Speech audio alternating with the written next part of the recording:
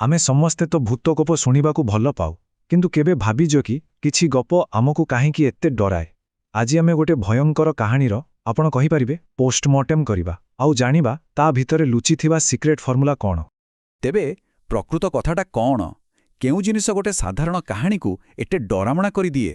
କାହିଁକି କିଛି କାହାଣୀ ଆମର ନିଦ ହଜେଇଦିଏ ଆଉ କିଛି ଗପର କୌଣସି ପ୍ରଭାବ ପଡ଼େନି? ଆସନ୍ତୁ ଏହାର ହିଁ ଉତ୍ତର ଖୋଜିବା। ତେବେ ଆଜିର ଆଲୋଚନାରେ ଆମେ ଏଇସବୁ ବିଷୟରେ କଥା ହେବା। ଆମେ ଦେଖିବା ଭୟ କେମିତି ଗଢ଼ା ହୁଏ, ଗୋଟେ ସାଧାରଣ ଦିନ କେମିତି ଅସାଧାରଣ ହୋଇଯାଏ, ଆଉ ଶେଷରେ ଏକ ଭଲ ଡରାମଣା କାହାଣୀର ପ୍ରକୃତ ରହସ୍ୟ କ'ଣ। ଆଉ ଏସବୁ ବୁଝିବା ପାଇଁ ଆମେ ପୂଜା ହେଲା ଅସୁରୁଣୀ କାହାଣୀଟିକୁ ନେଇ ଆଗକୁ ବଢ଼ିବା। ଚାଲନ୍ତୁ ଆରମ୍ଭ କରିବା। ଜାଣିଛନ୍ତି, ଗୋଟେ ଭଲ ଭୂତ ଗପର ଆରମ୍ଭ କେବେ ବି ସିଧା ଭୂତଠୁ ହୁଏନି। ଆଶ୍ଚର୍ଯ୍ୟ ଲାଗୁଛି ନା? ଏହାର ଆରମ୍ଭ ହୁଏ ଆମ ସମସ୍ତଙ୍କର ଦୈନନ୍ଦିନ ଜୀବନରୁ, ଏକଦମ ସାଧାରଣ ଘଟଣାରୁ। ଏହି କାହାଣୀରେ ଦେଖନ୍ତୁ କେମିତି ଆରମ୍ଭ ହେଉଛି। ପୂଜା ନିଜ ଘରେ ବସିଛି, ରାତିରେ କ'ଣ ଖିଆ ହେବ ସେଇ କଥା ପଡ଼ୁଛି। ପନିର, ଛତୁ ଆଉ ହଁ, ଆଜି ରବିବାର। ଏକଦମ ସାଧାରଣ ଘରୋଇ ମାହୋଲ। ଏମିତି ଲାଗେ ଯେମିତି ଏଇଟା ଆମ ନିଜ ଘରର କଥା। ଏଇଠି ହିଁ କାହାଣୀକାର ଆମକୁ ନିଜ ସହ ଯୋଡ଼ି ଦିଅନ୍ତି। ଆଉ ଯେତେବେଳେ ଆମେ ପୁରା ରିଲାକ୍ସ ହୋଇଯାଉ, ଭାବୁ ଯେ ସବୁକିଛି ଠିକ୍ ଅଛି, ଠିକ୍ ସେତେବେଳେ ହିଁ କାହାଣୀକାର ଖେଳ ଆରମ୍ଭ କରନ୍ତି। ସେହି ସାଧାରଣ ପରିବେଶରେ ହିଁ ଗୋଟେ ଛୋଟ ଅସ୍ୱାଭାବିକ ଜିନିଷ ପଶିଆସେ। ଦେଖନ୍ତୁ ଏଠି କ'ଣ ହେଉଛି। ଯେଉଁ ପୂଜା କହୁଥିଲା ରବିବାରରେ ନନଭେଜ୍ ଖାଇବନି, ସେହି ପୂଜା ଏବେ ହଠାତ୍ ଚିକେନ ପକୋଡ଼ା ପାଇଁ ପଇସା ମାଗୁଛି।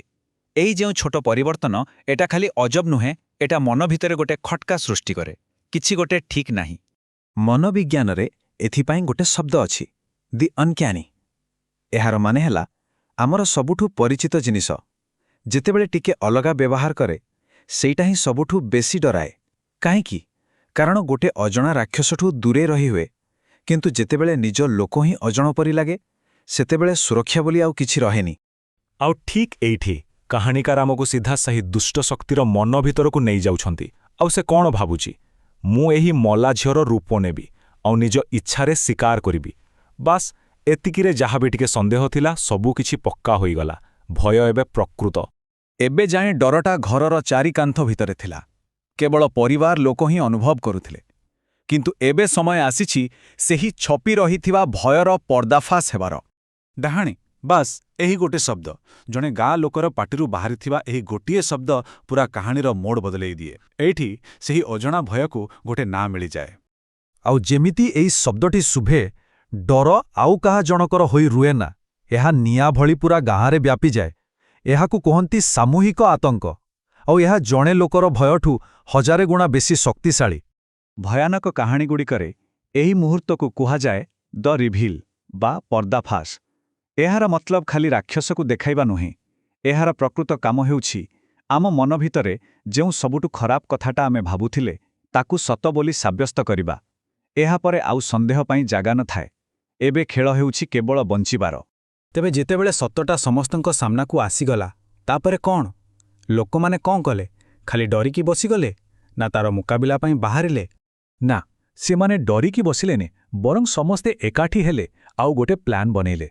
ଆଉ ମଜାର କଥା ହେଲା, ସେମାନଙ୍କର ଏହି ପ୍ଲାନ୍ କୌଣସି ବିଜ୍ଞାନ ଉପରେ ନଥିଲା। ଥିଲା ପୁରୁଣା କାଳିଆ ବିଶ୍ୱାସ ଆଉ ଲୋକକଥା ଉପରେ। ସେମାନେ ସିଧା ସେହି ଅସୁରଣୀକୁ ଚ୍ୟାଲେଞ୍ଜ କଲେ। ଦର୍ପଣ ଦେଖି ପ୍ରମାଣ କର ଯେ ତୁ ପୂଜା। ଆଚ୍ଛା, ଏଇ ଯେଉଁ ଦର୍ପଣ ପରୀକ୍ଷା, ଏହା ଏତେ ଶକ୍ତିଶାଳୀ କାହିଁକି?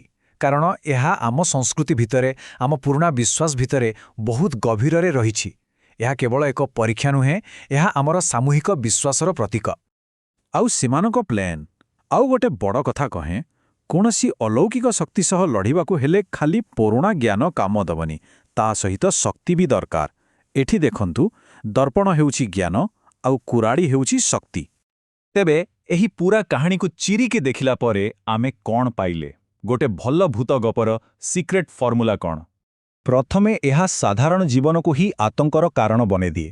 ତାପରେ ଆମର ପରିଚିତ ଜିନିଷକୁ ଅଜବ ଆଉ ଡରାମଣା କରି ଦେଖାଏ। ତାପରେ ଆସେ ସେହି ମୁହୂର୍ତ୍ତ ଯେବେ ରାକ୍ଷସର ପର୍ଦ୍ଦାଫାଶ ହୁଏ, ଆଉ ଧୀରେ ଧୀରେ ଭୟ ଜଣଙ୍କଠୁ ପୁରା ସମାଜକୁ ବ୍ୟାପିଯାଏ।